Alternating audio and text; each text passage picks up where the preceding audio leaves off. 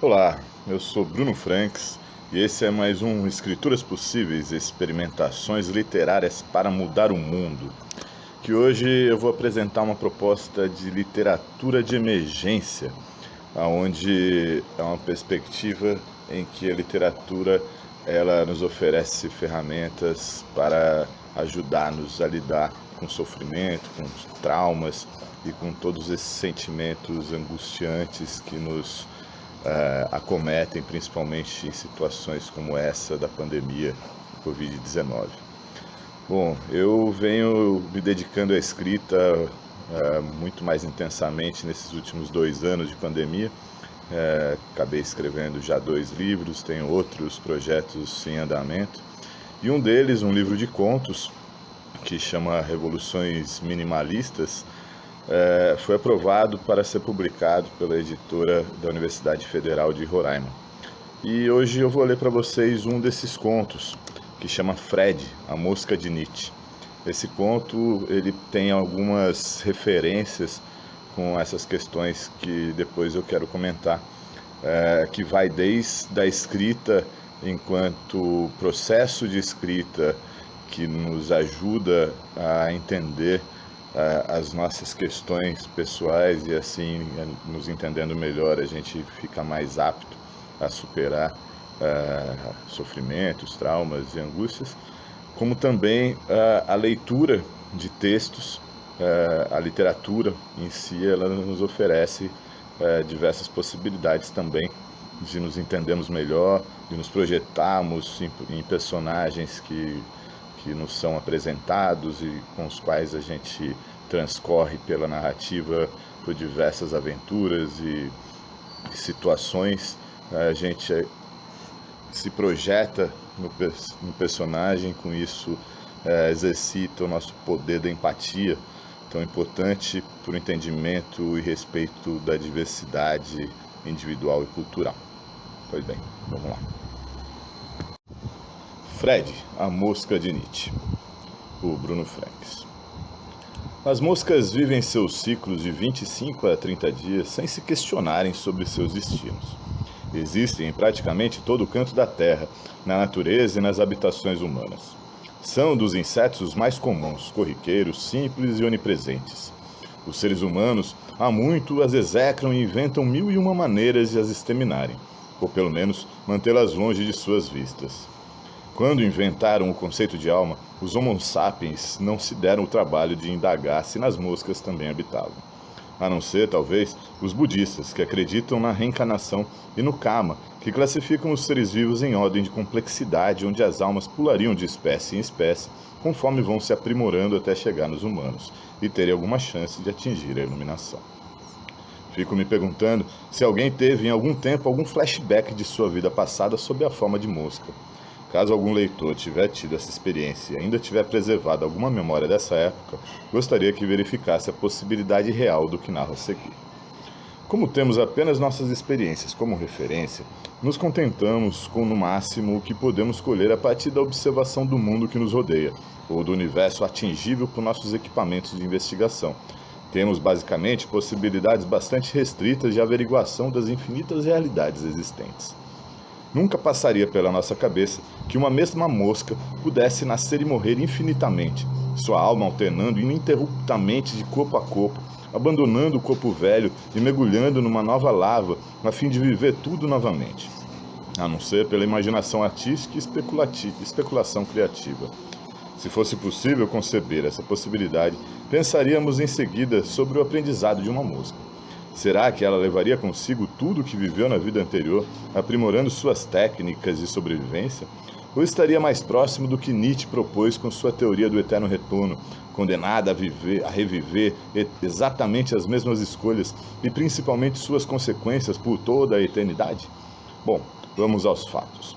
Fictícios, inventados, mas como estamos num conto, poderemos chamá-los de fatos, sem pestanejar, e afirmar sua existência, comprovada simplesmente pelo que se lê nas linhas que seguem.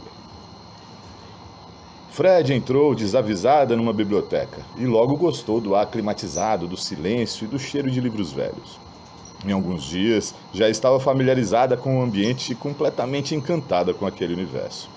Queria prolongá-lo ao máximo, no entanto não tinha a menor ideia de como fazê-lo. Sua memória era pouca, suas ideias lhe fugiam quando se interessava por algo novo e era extremamente difícil manter o foco para resolver qualquer tipo de problema. Tanto que passou sua vida inteira dentro da biblioteca sem entender nada do que estava escrito, nem nos avisos de silêncio, quanto menos nos livros.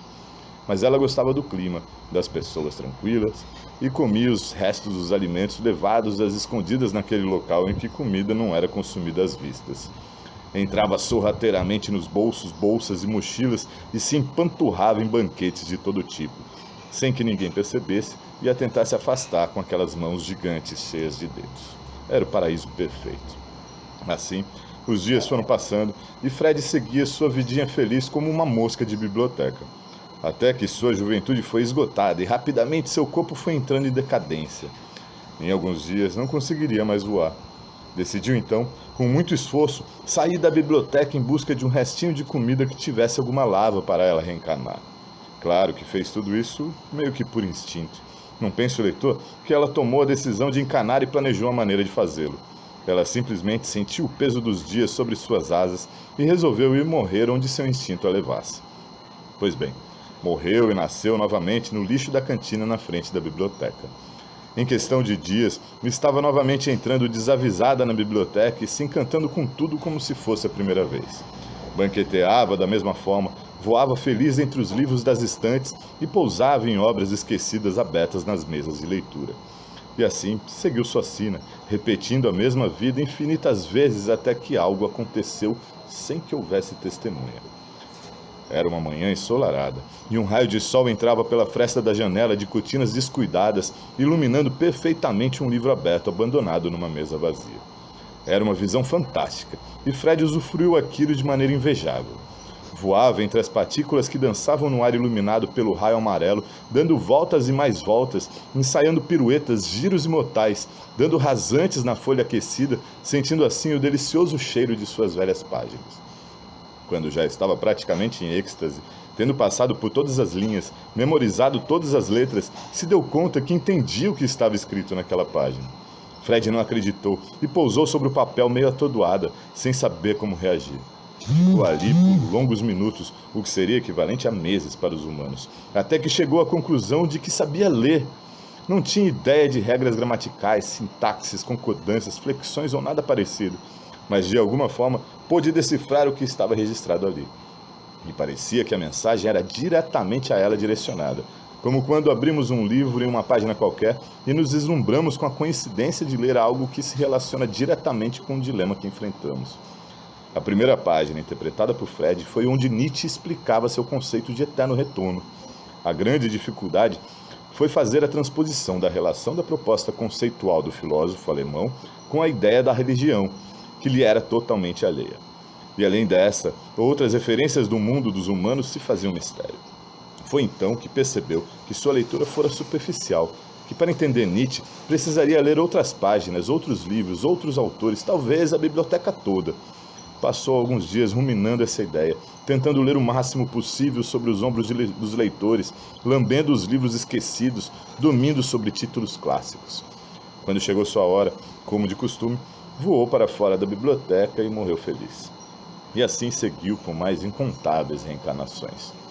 Foi quando veio a pandemia ocasionada pelo Covid-19 e fechou pela primeira vez por mais de um fim de semana a biblioteca de Fred.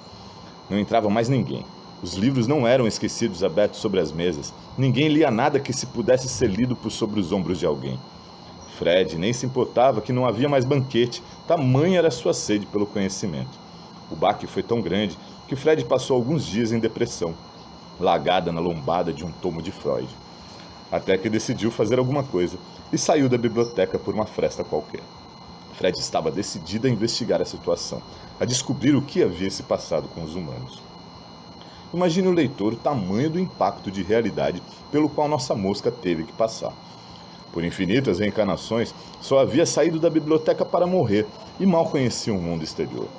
No entanto, ela tinha a clara convicção de que haveria muitos, humanos demasiados, e não os encontrar foi sua maior decepção.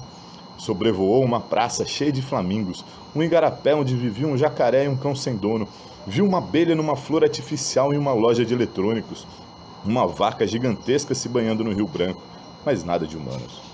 Fred entrou em choque e sua vida chegou ao fim muito antes que o normal. Pussote caiu sobre os excrementos de pássaros que cobriam a bacia do monumento do garimpeiro e lá encontrou diversas larvas e moscas para reencanar. Retomada sua consciência dias depois, começou a elaborar especulações sobre o que teria ocorrido. Pensou que Nietzsche falhou em sua tentativa de substituir a moral religiosa pelo desenvolvimento do pensamento crítico e que os povos tivessem sucumbido em uma guerra santa.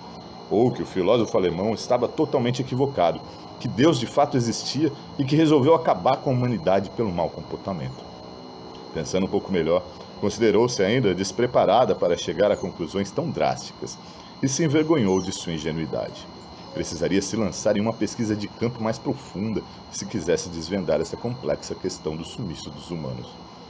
Não demorou até encontrar seus esconderijos em construções parecidas com a sua biblioteca, mas que tinham poucos ou nenhum livro sequer. Visitou diversas casas sem acreditar como poderiam viver esses seres sem a companhia de livros forrando suas estantes.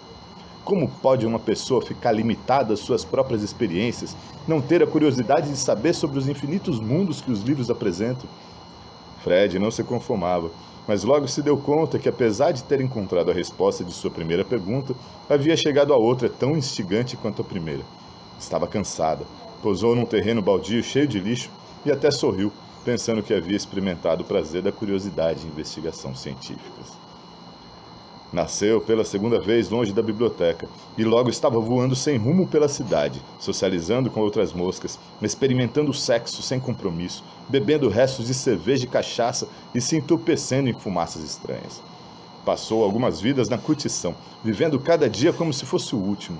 Carpe diem, pensava ela, gargalhando de vez em quando. Até que conheceu uma mosca linda, perfeita, com quem decidiu passar o resto de seus dias. Em outras reencarnações, viveu outros amores, algumas desilusões, caiu novamente na boemia, mas sempre acabava nas asas de uma mosca carinhosa, cheia de amor. Pode-se dizer que, se somando as vidas de Fred fora da biblioteca, ela teve todas as experiências que uma mosca poderia ter, e talvez seguisse assim, repetindo o gozo à vida até o fim da eternidade. Mas algo aconteceu que a levou mais além. Tinha renascido há alguns dias e, antes que pudesse cair na farra, encontrou atirado num terreno baldio um velho livro de Nietzsche.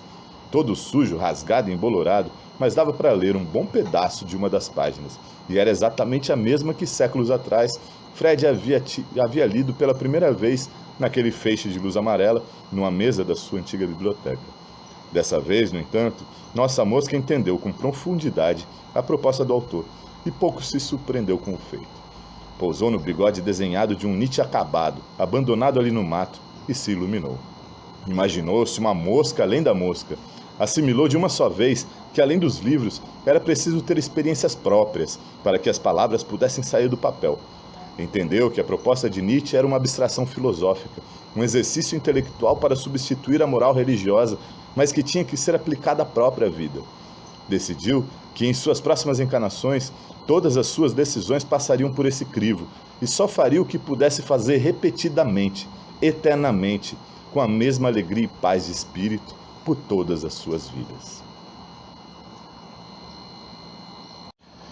E aí, espero que vocês tenham gostado. Esse conto faz parte de um livro que vai ser publicado pela editora da Universidade Federal de Roraima, chama Revoluções Minimalistas, contos reflexivos fantásticos a partir de perspectivas inusitadas. No meio do texto faz referência a alguns outros dos contos que fazem parte desse livro.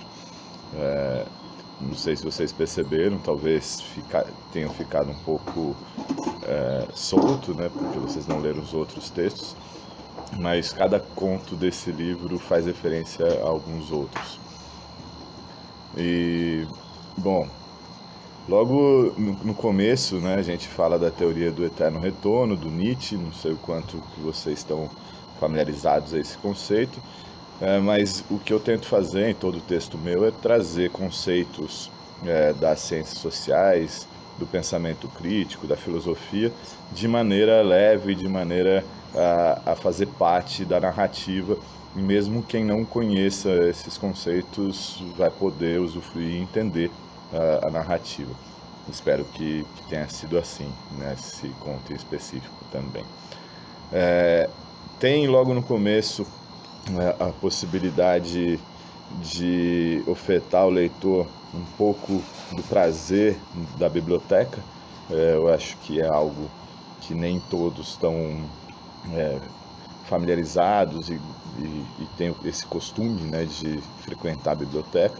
No entanto, quem o faz vai se reconhecer ali, porque as bibliotecas têm todo um clima específico, um tanto mágico, por conta da quantidade de livros, histórias e vidas, e a história da humanidade em si, que potencialmente estão ali fechadas nas letras e palavras impressas naqueles livros. E quando a gente tem essa noção e entra na biblioteca e vê todos aqueles livros empoeirados nas estantes, a gente sente algo que nos toca profundamente, sabendo da potencialidade de aprendizado e conhecimento que tem ali.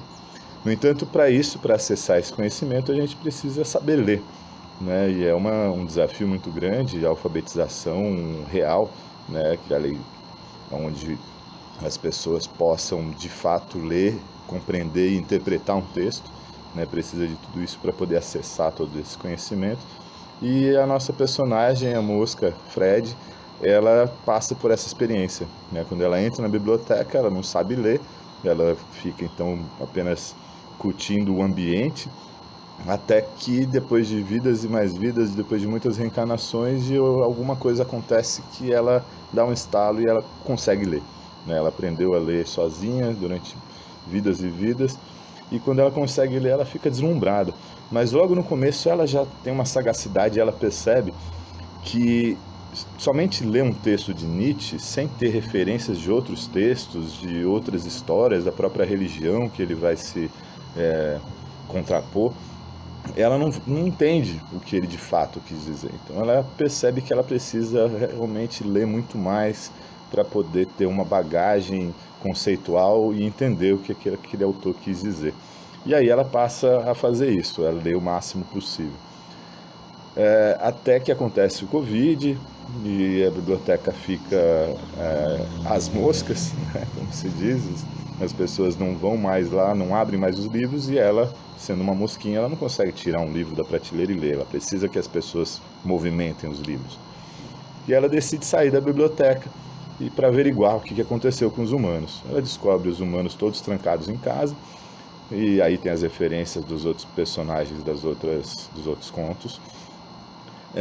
E ela começa a viver a vida, né? Começa a se relacionar com outras moscas, a experimentar o amor, a se embriagar, enfim, a curtir a vida. E depois de muitas vidas assim, ela encontra novamente um livro do Nietzsche jogado. E é aí só que ela vai entender. Então a referência aí é que, além dela precisar de outras leituras para poder entender aquela original, ela também precisa viver, ou seja, só dos livros não é possível se extrair todo o potencial que ele tem. O livro ele se constrói a partir da perspectiva do próprio leitor. Só que para que isso aconteça, o leitor precisa ter referências reais da vida dele. Então ela só vai entender o que o Nietzsche quis dizer quando ela tem as suas próprias experiências. Eu acho isso bastante bacana e interessante por essas duas razões. Uma, que o livro por si só não é nada, ele precisa da construção compartilhada com o leitor. E por outro lado, o leitor precisa ter essas referências pessoais de vivências reais para poder aproveitar tudo que o livro propõe.